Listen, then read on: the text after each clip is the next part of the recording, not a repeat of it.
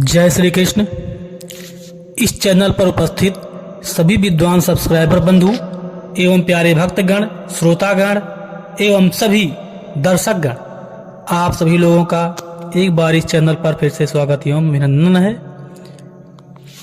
प्यारे भक्तों, मैं आपको जिस तरह से कथाओं का श्रवण कराता रहा तो कुछ लोगों को अच्छा नहीं लगा और उन लोगों ने मेरे इस चैनल पर कॉपीराइट देकर चैनल को बंद करवाने के लिए कई बार रिपोर्ट किया, जिससे YouTube ने कॉपीराइट देकर जो मेरा पुराना चैनल है अध्यात्म गुरु के नाम से, जिसमें इस समय 1 लाख फॉलोवर हैं, उस चैनल को बंद करवाने के लिए पूरा प्रयास किया।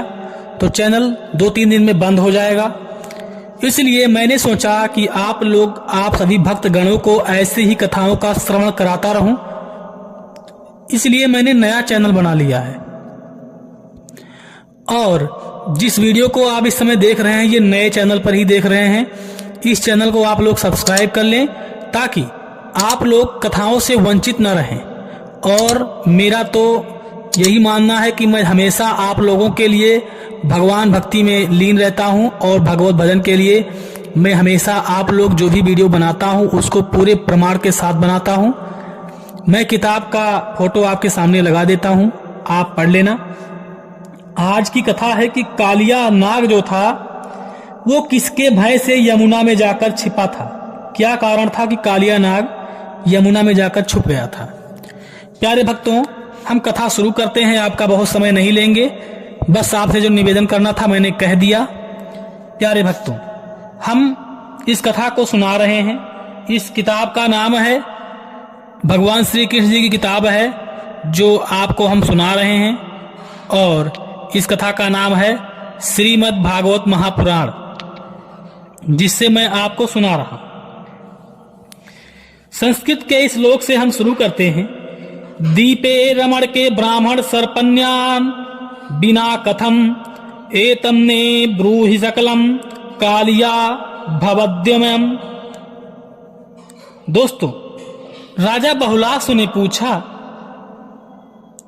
कि हे ब्राह्मण, यह बताने की कृपा करें कि कालिया जो गरुड़ किसके भय से आखिर जाकर यहां पर छुप गया था यमुना में। तो स्वयं आप कथा को आगे सुना रहे हैं सूत जी, जो मैं आपको आपके सामने प्रस्तुत कर रहा हूं। उन्होंने कहा, रमणक द्वीप में रहने वाले अन्य सर्पों को छोड़कर केवल कालिया नाग को ही गरुड़ ने भय क्यों हुआ, यह सारी बात आप मुझे बताएं।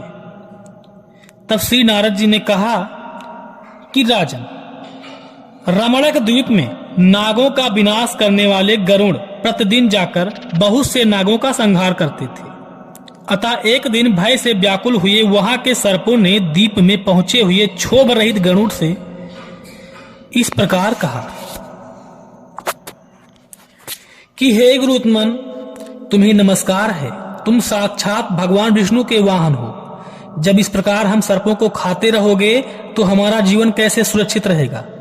इसलिए प्रत्येक मास में एक बार पृथक पृथक कर एक घर से बलि लिया करो, और उस बलि के रूप में वनस्पति, फल, मूल आदि तथा अमृत के समान मधुर अन्न की सेवा प्रस्तुति किया जाएगी।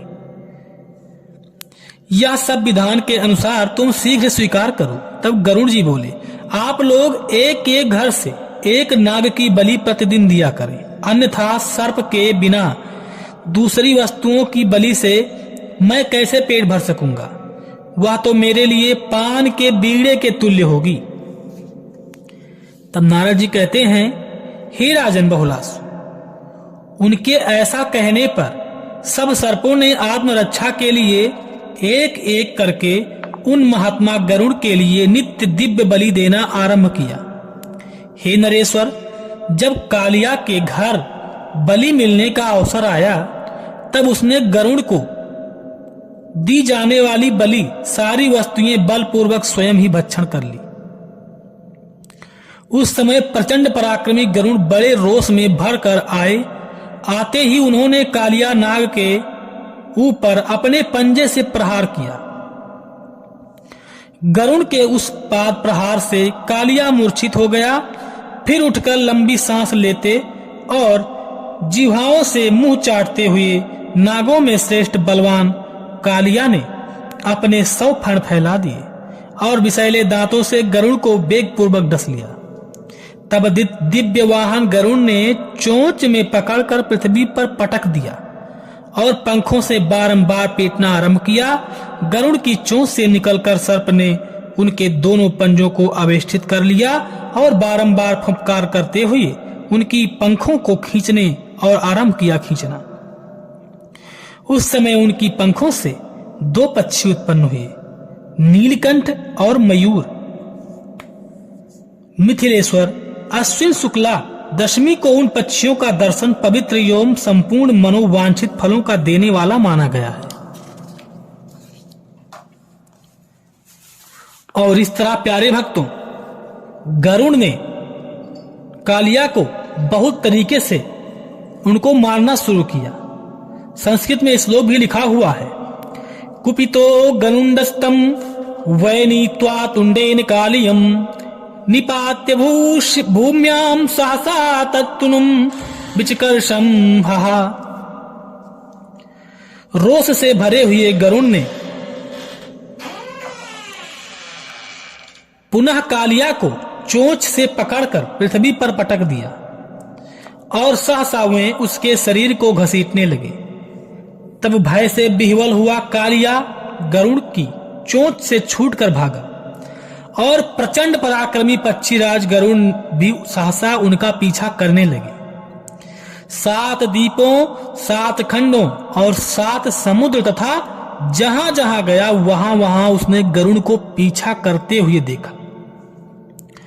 वह नाग भूलोक, भूर्वलोक, स्वर्गलोक, महरलोक और क्रमशः हर जगह जाकर वहां से भागता हुआ जनलोक में जा पहुंचा और जहां जाता वहीं गरुड़ भी उसके पीछे जाते।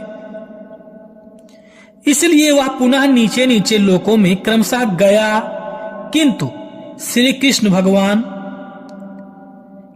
जब भगवान श्री कृष्ण ने उनके भय से किसी ने उसकी रक्षा नहीं की, जब भगवान श्री कृष्ण से कह रहे हैं, नारद जी बता रहे हैं कि किसी ने उसकी रक्षा नहीं की, जब उसे कहीं भी शांति नहीं मिली, तब भय से व्याकुल कालिया देवाधिदेव शेष नाग जी के पास चरणों में जाकर निकट उनके चरणों में गिर पड़ा और भगवान शेष नाग को प्रणाम करके परिक्रमा पूर्वक हाथ जोड़कर विशाल विष्ठा वाले कालिया दीन भयातुर और कुंपित होकर, मतलब वो कंपित होकर कांपते हुए उसने कहा, हे भूमि भर्ता, हे भुवनेश्वर, हे भूमन, हे भूमि भरारहारी, हे प्रभु, आपकी लीलाएं अपार हैं। आप सर्वसमर्थ, उन्होंने कहा, आप सर्वसमर्थ पूर्ण परात्पर पुराण पुरुष हैं, मेरी रक्षा कीजिए और रक्षा कीजिए प्रभु। श्री नारद जी कहते हैं कालिया को। दीन और भयातुर देखकर फणीश्वर ने जनार्दन ने मधुर वाणी से उसको प्रसन्न करते हुए कहा, हे महामते कालिका, यानी कालिया, मेरी उत्तम बात सुनो। इसमें संदेह नहीं कि इस संसार में कहीं भी तुम्हारी रक्षा नहीं होगी। रक्षा का एक उपाय है, उसे बताता हूं। पूर्व काल में सौभरी नाम से प्रसिद्ध एक सिद्ध मुनि थे। उन्होंने वृंदावन में यमुना के जल में रहकर 10,000 वर्षों तक तपस्या की थी। उस जल में मुनि राज का विहार देखकर उनके मन में घर बसाने की इच्छा हुई। तब उस महाबुद्धि महर्षि ने मानधाता की 100 पुत्रियों के साथ विवाह किया। श्री हरि ने उन्हें परम ऐश्वर्य शालिनी विष्णु जी की वैष्णवी संपत्ति प्रदान कर दी, जिसे देखकर राजा मानधाता आश्चर्यचकित हो गए और उनका धन विषयक सारा अभिमान जाता रहा। यमुना के जल में सौभर मुनि के दीर्घकालिक तपस्या चल रही थी। उन्हीं दिनों उनके देखते देखते गरुड़ ने मुनिराज को मार डाला। मीन परिवार को अत्यंत दुखी देखकर, यानी जो मछली के परिवार थे, उनको देखकर दूसरों का दुख करने वाले दीनवत्सल मुनि श्रेष्ठ सौभरी ने कुपित हो गरुड़ को श्राप दे दिया। सौभरी बोले, पक्षीराज, आज के दिन से लेकर भविष्य में यदि तुम इस कुंड के भीतर बलपूर्वक मछलियों को खाओगे तो मेरे श्राप से उसी क्षण तुरंत तुम्हारे प्राणों का अंत हो जाएगा। और शेषनाग जी ने कहा कालिया नाग से, उस दिन से मुनि के श्राप से भयभीत हुए गरुड़ वहां तक नहीं जाते हैं। इसलिए कालिया, तुम मेरे कहने से शीघ्र ही श्री हरि के विपिन वृंदावन में चले जाओ।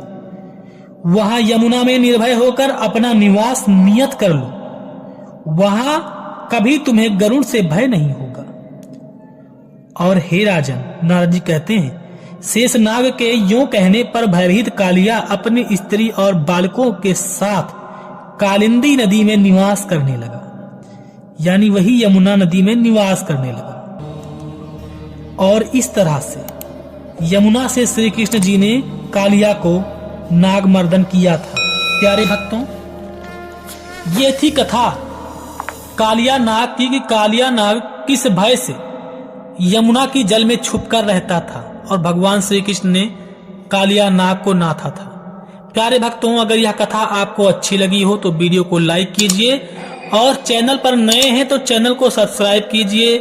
और जो पुराने जो भी लोग हमारे सब्सक्राइबर बंधु हैं, अगर वो भी हैं, वो भी इस चैनल को, नया चैनल को सब्सक्राइब कर लें और अपने मित्रों को, अपने रिश्तेदारों को भी इस चैनल को सब्सक्राइब करवाएं और कमेंट में जय श्री कृष्ण जरूर लिखें, क्योंकि जो भी इस कथा को सुनता है उसका भगवान श्री कृष्ण हर मनोकामनाएं पूरी करते हैं। इसलिए अब हम आपसे लेते हैं विदा। जय श्री कृष्ण।